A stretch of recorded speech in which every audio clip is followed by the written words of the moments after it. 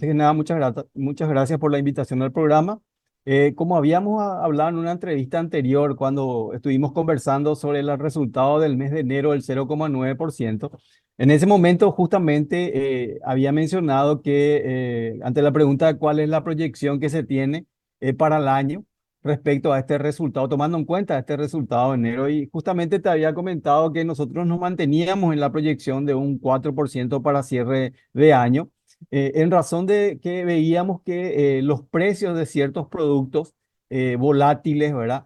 Habían aumentado fuertemente. Veíamos eso como un cambio en el nivel de precios, no como un proceso, digamos, de inflación sostenida y que hacia adelante esto se revertiría, ¿verdad? Básicamente lo que estuvimos hablando es de un aumento importante de las frutas y verduras, algunas de ellas eh, que habían aumentado fuertemente como consecuencia de restricciones a la oferta, principalmente derivadas de una menor o menores permisos, digamos, de importación, tratando de favorecer justamente una producción que no había llegado, digamos, en el tiempo oportuno, ¿verdad? Según el SENAVE y el MAC, que justamente esperaban una oferta importante y bueno, los precios se habían disparado y que nosotros veíamos que hacia adelante esto iba, digamos, a revertirse y un poco es lo que se vio en febrero, una reversión de los precios, digamos, de estos rubros volátiles y también los precios de la carne que habían aumentado fuertemente en el mes de diciembre y enero,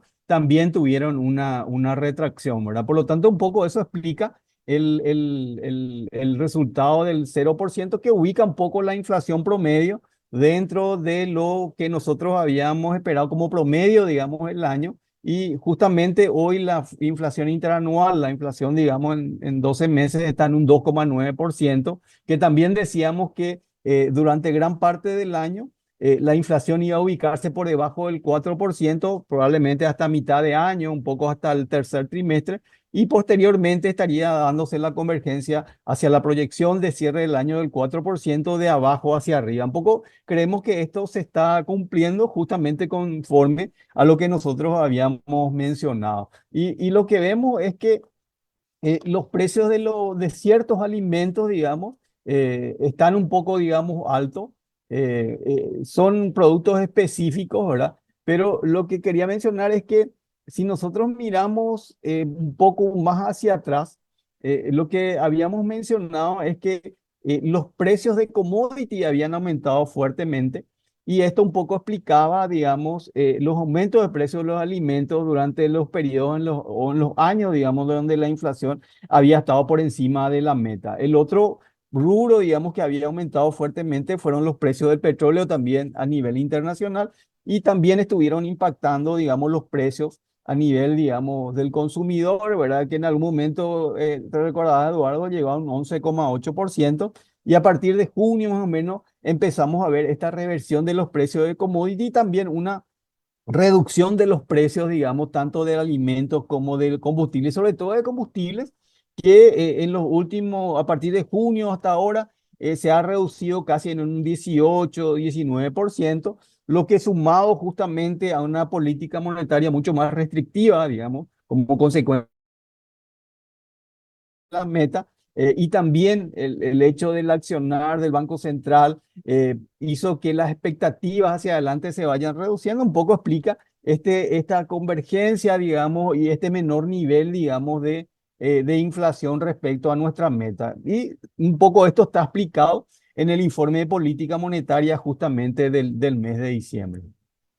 Miguel, yo sé que las mediciones para el mes de marzo se están haciendo y evidentemente no es posible adelantar ningún tipo de dato, pero en líneas generales, ¿te parece de que el precio de los combustibles que sufrió un ajuste al alza y tal vez el impacto de la Semana Santa podrían tener algún tipo de incidencia o de repente esto ya estaría en términos comparativos siendo mucho menor que justamente en periodos anteriores como los que ya estuviste mencionando, ¿verdad? En los cuales sobre todo la suba de alimentos y de combustibles habían incidido mucho en los números positivos de la inflación medida por el BCP.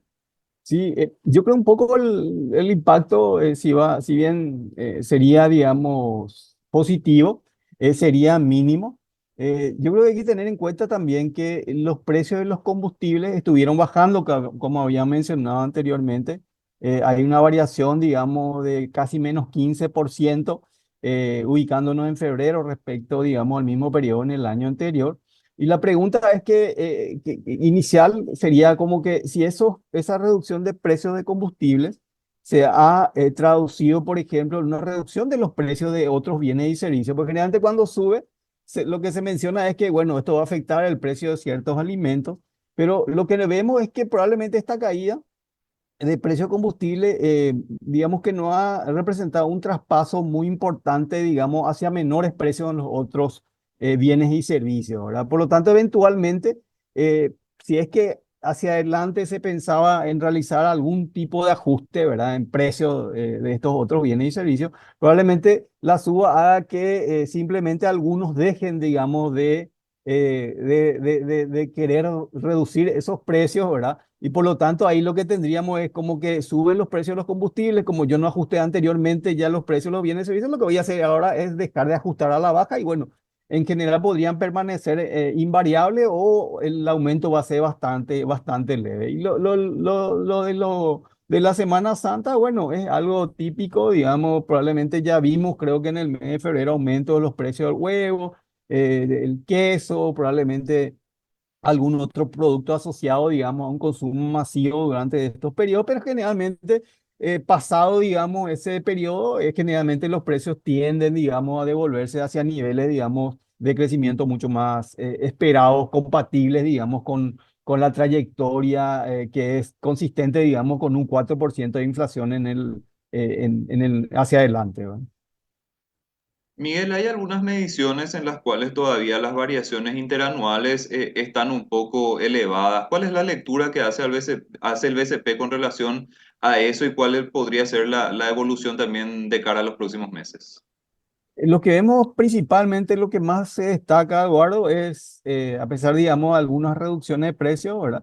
En los últimos meses, pero mucho más acotados, digamos, que lo que vimos en los precios de combustible son los precios de los alimentos, ¿verdad? Realmente el interanual está a niveles del 7%, bueno, un poco como te mencionaba anteriormente, eh, básicamente conducido, ¿verdad? Por los precios de la carne, pero que en el último mes, digamos, ha mostrado una retracción. Si uno mira, digamos, internacionalmente, lo que vemos es que gran parte de los precios de los alimentos, si uno mira los precios, digamos, que calcula la FAO, ¿verdad? Uno ve que en el mensual, digamos, del mes ha tenido variaciones. Los alimentos en general, tomando los datos de precio de alimentos de la FAO, se ha reducido en 1% mensual, la carne 1,4%, los cereales 2,2%. Y si mira uno los interanuales, digamos, esos mismos productos, los alimentos están cayendo en 10,4%, 1,2%. O sea, lo que quiero mencionar es que probablemente son cuestiones, digamos, mucho más puntuales, digamos, locales, internos, digamos, lo que estamos viendo en los precios de los alimentos. Pero lo que uno ve, digamos, a nivel internacional es que los precios commodities se están reduciendo, los precios de la FAO también se están reduciendo y por lo tanto esto probablemente no represente algún tipo de suba sostenida. Recordemos en el caso de la carne, por ejemplo, nosotros estamos exportando y por lo tanto mayores precios por encima de los precios internacionales, bueno, lógicamente implicarían una menor competitividad, digamos, de ese producto y también mayores precios locales, los precios de la carne respecto a la región probablemente pueda implicar también algún flujo, digamos, desde los países vecinos, digamos, hacia la economía doméstica. De alguna forma, esa, digamos, el hecho de que estos bienes sean transables, eh, hace que también tengan que competir, por ejemplo, con productos similares, digamos, de la región. Pues un poco por ese lado también los precios, digamos, tienden a alinearse respecto, digamos, a lo que son los precios regionales. Miguel, siempre cuando el Banco Central del Paraguay hace su presentación de datos y tenemos meses como el mes de febrero en el cual el resultado termina siendo de 0% mensual, surgen ciertas dudas con relación a lo que es la metodología del Banco Central del Paraguay. Pero en líneas generales creo que tendríamos que aclarar también de que estamos hablando no de una canasta necesariamente básica en términos metodológicos por un lado, y por otro lado, de que en realidad la situación de precios, pese a una inflación cero puntual en un solo mes, sigue siendo elevada y sigue todavía en cierto modo viéndose afectada por lo que fue esa dinámica de 2021 y 2022 en términos generales. Creo que estamos hablando todavía de niveles de precio elevados. Miguel, ¿cuál es la visión desde el Banco Central del Paraguay o cuáles son las precisiones que hace el Banco Central del Paraguay también para que la gente vaya teniendo en cuenta? Sí, yo creo que un poco eh, se tiende a confundir, digamos, la inflación, ¿verdad? Que es la variación del nivel de precios con el nivel de precios mismo, ¿verdad? Justamente como mencionabas, nosotros tuvimos unos años, digamos, que empezó en el 2021, 2022 y un poco, digamos, en el 2023, donde las inflaciones estuvieron por encima de la meta, 6,8% en el 2021, 8,1% en el 2022 y en el 2023, digamos, un 3,7%, ¿verdad? Si nosotros sumamos, digamos, esas inflaciones, ¿verdad? Realmente no se suman, sino se multiplican, ¿verdad? Una tasa de interés compuesta. Estamos hablando de un crecimiento de los precios en un 20,8%, ¿verdad? Justamente en todo ese periodo.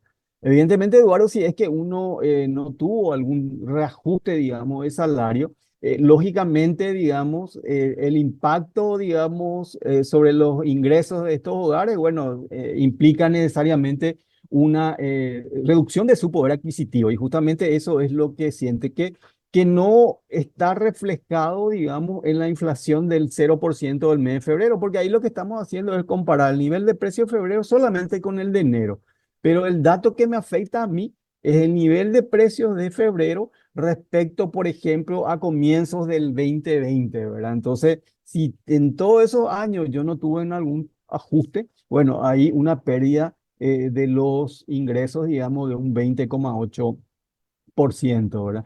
Y en general también recordar, digamos, que la política, digamos, salarial realmente corresponde al Ministerio, digamos, de Trabajo, ¿verdad? Al Ministerio de Trabajo. Y el Banco Central solamente entra, digamos, en este tema, digamos, de política salarial, como consecuencia de que en el Código, digamos, laboral se habla de que el ajuste de salario, ¿verdad? Se hará conforme a la variación de precios, digamos, calculado por el Banco Central, ¿no? Entonces nosotros lo que tenemos una participación en la velocidad con que se ajusta ese salario mínimo, solamente el salario mínimo porque todos los demás salarios son después de libre concertación, ¿verdad? Y acuerdo entre las partes. Pero nosotros no tenemos ninguna participación en el nivel. Ese salario mínimo en algún momento se estableció por el año 1940, 1950, por esos años, y a partir de ahí, digamos, solamente ha aumentado como consecuencia de la variación de precios, digamos, y no, por ejemplo, un estudio de cuál es el nivel que tiene que tener el salario mínimo, dado, por ejemplo, la situación actual, ¿verdad? La disponibilidad, digamos, de servicios que probablemente no existían, digamos, en el 40, en el 45, ¿verdad? Entonces ahí estamos hablando de un estudio que tiene que ver con el nivel que tiene que tener ese salario hoy día, ¿verdad? Dado las necesidades actuales y donde el Banco Central no tiene ningún tipo de participación. Realmente ahí tendría que ser una concertación entre Estado, probablemente trabajadores y empresarios que se ponen de acuerdo respecto a qué debe cubrir, por ejemplo, el salario mínimo, ¿verdad? Para determinar justamente ese nivel, ¿verdad? Pero si uno mira también el salario mínimo, realmente y lo compara con otros salarios, probablemente sea uno de los salarios que más haya aumentado, digamos, en todo este periodo. ¿Por qué? Porque justamente está establecido por ley, ¿verdad? Y también, Eduardo, aprovechar esta pregunta para mencionar que muchas veces los trabajadores hablan que ahora que se negocia cada año, esa variación suele ser, digamos, de un 4, alrededor del 4% más o menos cada año. Pero ellos generalmente hablan de pérdidas que van del, creo que 25 a 30%, ¿verdad? Y por lo tanto, eso utilizan para decir que lo que dice el banco está mal, ¿verdad? En realidad, ese 30% o 25%, depende del momento en que calcula, realmente se hace también con el IPC, ¿verdad?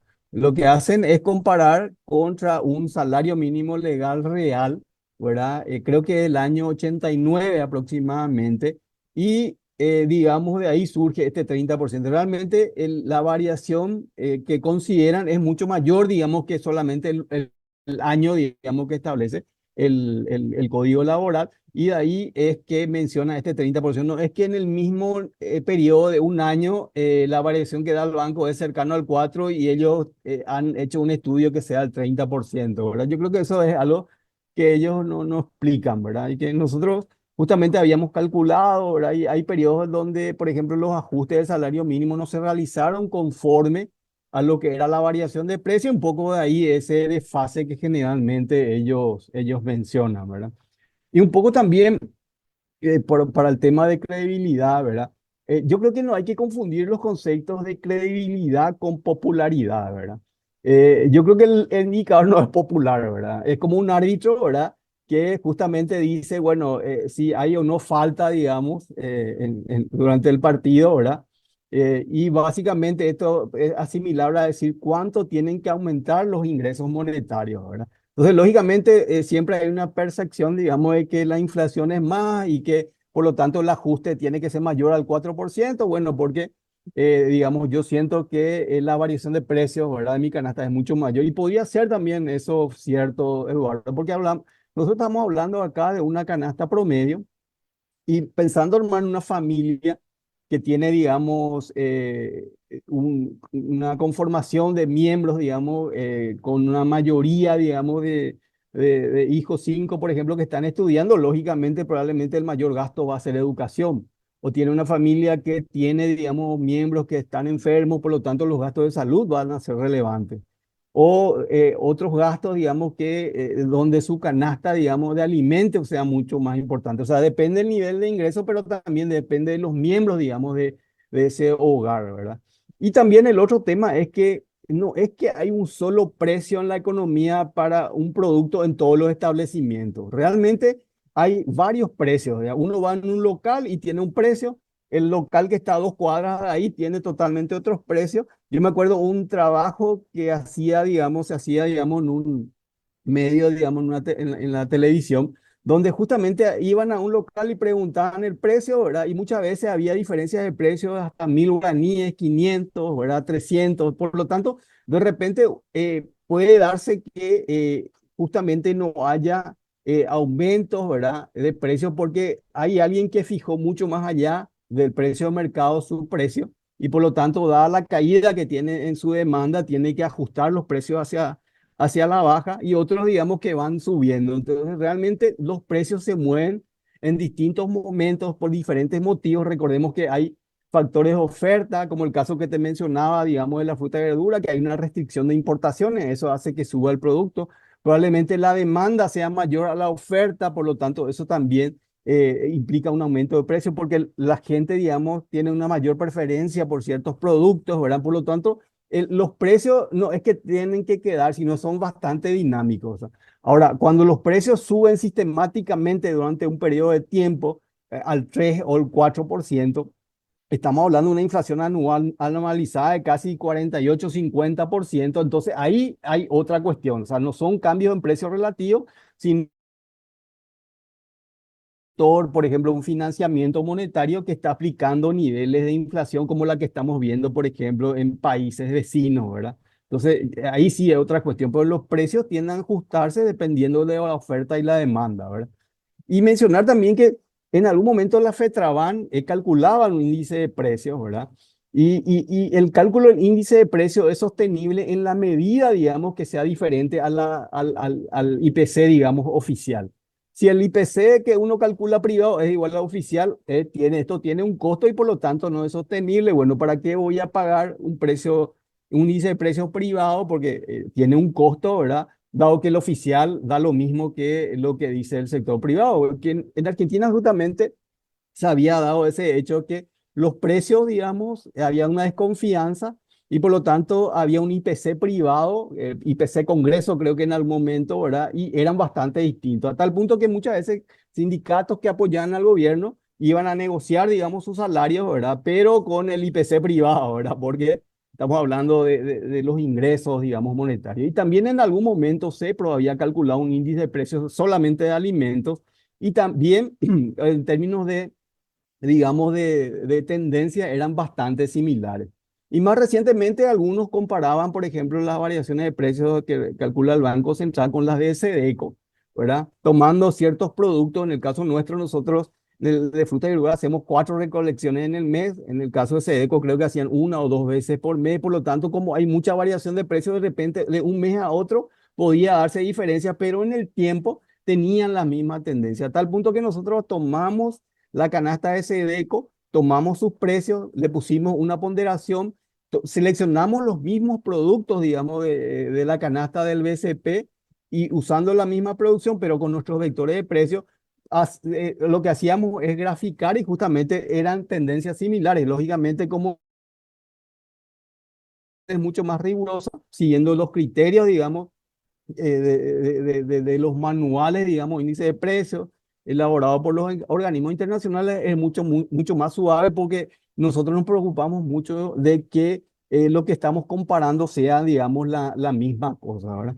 Y un poco también mirando la cuestión internacional, Eduardo, en los últimos años Paraguay ha aumentado, digamos, o ha mejorado su calificación crediticia. O sea, cada año Moody, Standard Poor's, ¿verdad? Fitch vienen y hacen evaluaciones, ¿verdad? Y generalmente destacan la estabilidad, digamos, macroeconómica y la estabilidad de precios de Paraguay. Yo no creo que esta gente son gente muy preparada, que se le pase por alto, por ejemplo, el hecho de que el IPC que calculamos nosotros tienda a subestimar, por ejemplo, el verdadero crecimiento de los precios, ¿verdad? Por otro lado, también hay mucha inversión directa que está viniendo a Paraguay, donde generalmente destacan la estabilidad macroeconómica de Paraguay. Yo tampoco no creo que se le pase, digamos, algún tipo de hecho como que los precios no reflejan lo que está ocurriendo en la economía, ¿verdad? Y por otro lado, también, si miramos los países que tienen metas de inflación que están enfocados, digamos, en la estabilidad de precios, como el caso de Perú, Chile, Colombia, Brasil, México, lo que uno ve es que las inflaciones, digamos, de Paraguay, que también está enfocado, digamos, en la estabilidad monetaria, son bastante similares, ¿verdad? Y que los cambios en precios muchas veces responden a cuestiones internas o cuestiones internacionales, ¿verdad? Como fue justamente estos años del 2021 y 2022, ¿verdad? Entonces, hay muchos elementos, no solamente es mirar, digamos, cómo cambia el precio y tratar de ver la evolución de los precios de ciertos bienes, sino también ver consistencias macroeconómicas, ¿verdad? Y mirando esas consistencias macroeconómicas, o sea, nosotros estamos seguros del cálculo que hacemos, ¿verdad?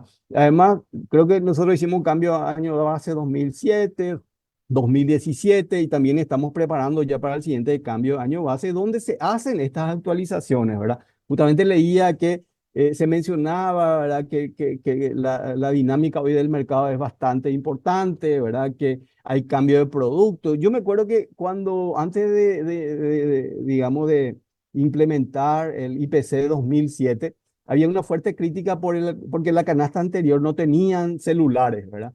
Y yo me acuerdo que cuando justamente hicimos el cambio de año base en 2007, o sea, tuvimos, digamos, como parte de la canasta de bienes y servicios los celulares, pero lo que vimos fue que lo que hizo eso fue que los precios, digamos, tiendan a reducirse. O sea, el seguimiento que hicimos nos llevó a ver que el precio del servicio tendía a reducirse, no a incrementar, ¿verdad? Entonces, sí, hacemos los cambios de año base en esos años, pero también por debajo de algún ítem. O sea, nosotros no ponemos, por ejemplo, celular tipo tal, sino solamente celular. Y por lo tanto, si hay un nuevo producto, se pueden hacer sustituciones, digamos, de un mes a otro, ¿verdad? Eso pasa mucho con todo lo que implica, digamos, los artículos o los bienes duraderos en general, televisores, ¿verdad? De repente, aires acondicionados que se van renovando, ¿verdad? Que son mucho más amigables, digamos, con el medio ambiente, ¿verdad? De hecho, los otros se dejan de usar y bueno, se pueden reemplazar en cualquier mes del año dentro del IPC que elaboramos. Miguel, me parece muy importante esa aclaración porque justamente estamos hablando de cuestiones relacionadas a la credibilidad del Banco Central. Ya estabas hablando justamente de que Paraguay está constantemente siendo examinado por las agencias calificadoras, por organismos internacionales y evidentemente si había algún tipo de problema metodológico, probablemente el Banco Central no iba a gozar de la credibilidad que goza, ¿verdad? Entonces, me parece sumamente importante hacer las aclaraciones que estuviste haciendo.